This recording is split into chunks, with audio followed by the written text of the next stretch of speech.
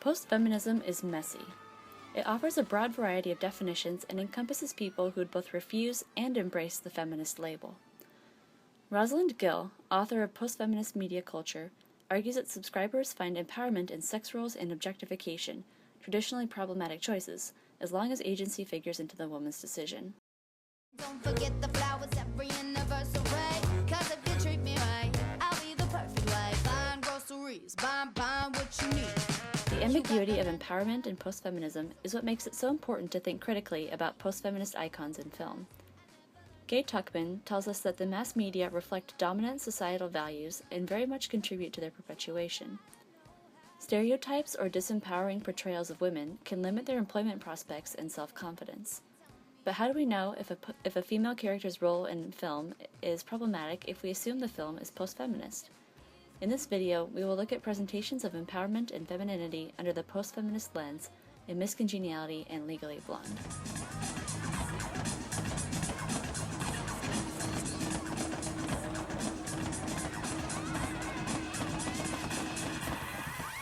Each movie presents a fascinating take on empowerment.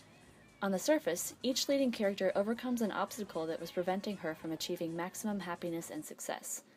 In doing so, she ends up with the best of both worlds, a successful career and the respect of her colleagues despite her femininity. But each happy ending masks a more controversial outcome.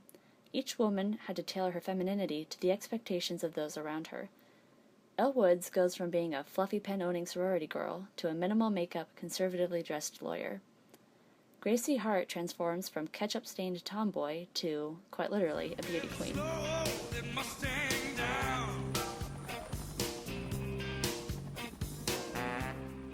According to the post-feminist view, it is this transformation that liberates them. Gracie no longer has to be ashamed of her gender, and Elle has proven that she can be an object of desire and a lawyer. Is this endorsement of change problematic for the leading women in these films?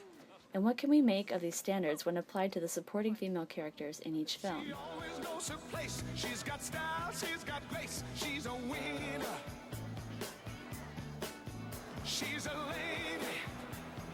Oh, she's a lady. Rosalind Gill argues that one of the most striking aspects of the post-feminist sensibility is its preoccupation with the body. Are you crazy? You can't have pizza and beer. Do you know how many calories you're talking about? Rather than emphasizing the emotional aspects of femininity, it is a woman's sexy body that defines her womanhood, and, through that, her identity. Oh yeah, that's her. Mr. Vic, nice work. Thank you. Ouch! My God, I'm good. Miss Congeniality heavily emphasizes this view. Previous to Gracie's makeover, her colleagues disregard her and dislike her. Once she gains a sexy body, her life recenters itself around its maintenance. This also fits into Gill's post-feminist makeover paradigm, where women are led to believe that their lives are flawed in some way, but amenable to transformation. Gracie is unconvinced that her life was lacking before her transformation, but by the end of the film, she recognizes that she gained something through her reinvention.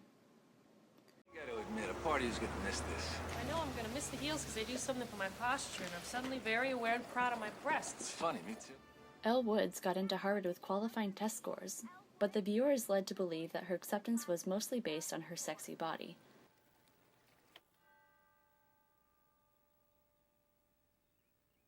She does have a 4.0 from CULA, and she got a 179 on her LSATs. A fashion major? Well, sir, we've never had one before, and aren't we always looking for diversity?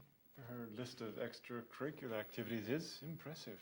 She was in a Ricky Martin video. Clearly, she's interested in music. Elle Woods.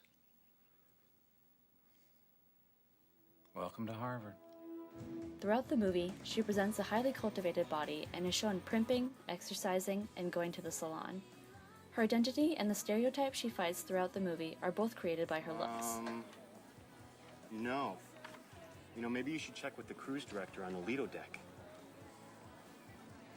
Legally Blonde stresses another element of Gill's post-feminist sensibility, the notion of being oneself. She refuses to be shamed for her bubbly nature or love of pink, although we do see a gradual shift towards more seriousness and muted wardrobe tones. California! Leslie Williams is a music major. She believes in the healing power of music, loves opera, reggae, and like any true California girl, the Beach Boys. Tuckman also tells us that the media encourage audiences to engage in sex role stereotyping. Both films play with sex roles. When one character is pushed towards them, the other is defying them. I don't know, coax it out of her, buddy up to her. You know, girl talk. Girl talk? Yes, girl talk. I'm sorry, I'm totally drawn to blank. Well, leg waxing, fake orgasms, the inability of men to commit. Well, why don't you go talk to her? But equally important are the portrayals of other women in the films.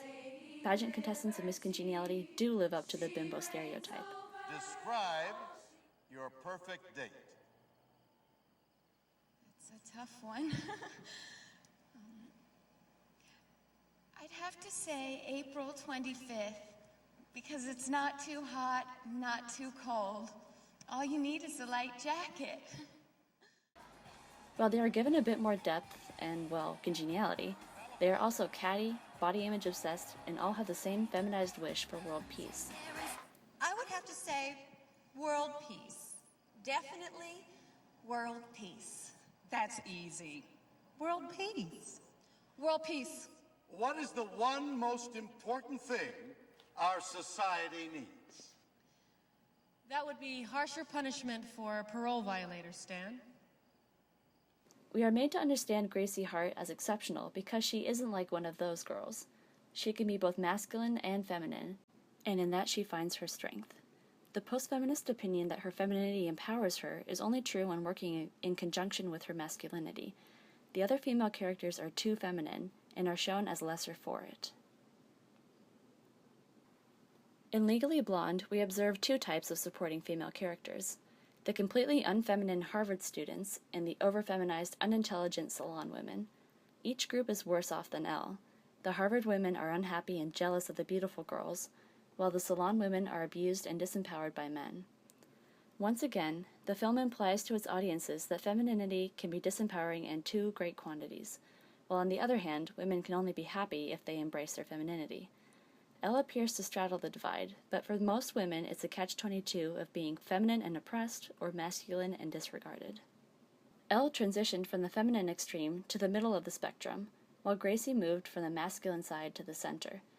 Miss Congeniality 2 shows Gracie moving past the middle into the overly feminine side. She is portrayed as weak, vain, and disempowered. Once again, we see that the middle ground is where filmmakers think women's empowerment is found.